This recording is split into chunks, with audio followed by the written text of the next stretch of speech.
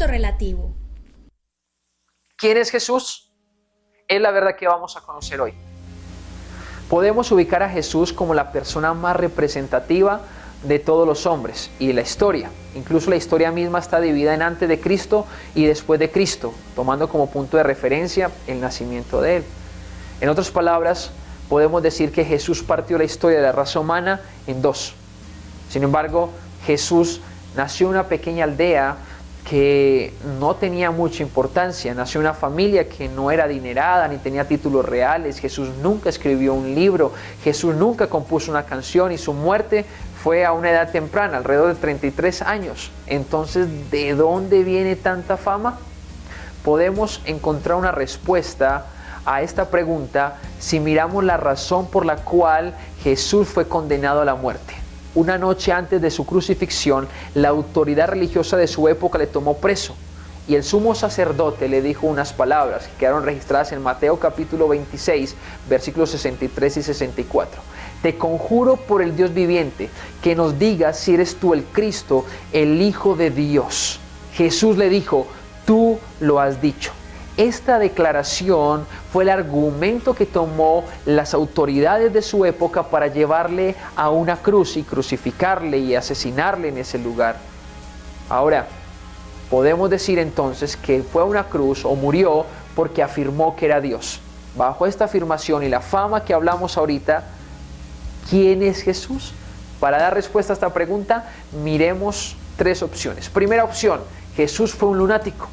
Pues la afirmación de ser Dios no se basó solamente en unas pocas palabras horas antes de morir, sino que se basó en todo su estilo de vida y en toda su enseñanza.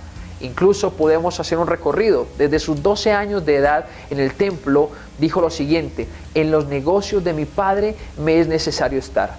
A sus discípulos les dijo que Él era el Cristo. También perdonó pecados y afirmó que tenía la autoridad para perdonar los pecados. También en un momento permitió que personas se postraran y le adoraran. También en un momento afirmó que Él era el pan de vida y que todo aquel que en Él creyere tendría vida eterna. Si esta fue su vida y sus enseñanzas y definitivamente Él no era Dios, entonces tendría que ser un lunático. Pero esto no tiene ningún sentido, porque un lunático no tendría la fama que hoy posee Jesús. Esto nos lleva a nuestra segunda opción. ¿Jesús fue un profeta o un gran maestro? Muchos han reconocido que los hechos y las enseñanzas de Jesús tuvieron realmente poder, que la vida de Jesús fue una vida digna de imitar y que sus consejos son dignos de recibir. Incluso que si una persona toma estos consejos y los pone en su vida, ella va a cobrar valor y dignidad. Sin embargo, si también miramos una de sus declaraciones en relación a los fariseos, hombres religiosos de su época, por lo que ellos decían pero no hacían, se refirió a ellos como hipócritas, llegamos a la conclusión en que no podemos afirmar que al mismo tiempo digamos de Jesús que Él fue un profeta o un gran maestro y que no fue Dios, o que la autodeclaración de Él con sus palabras, con su vida y con su enseñanza de ser Dios era una mentira. Esto nos lleva a nuestra última opción. Jesús es Dios. Dejando atrás las dos anteriores, la única que nos queda es que Él es Dios.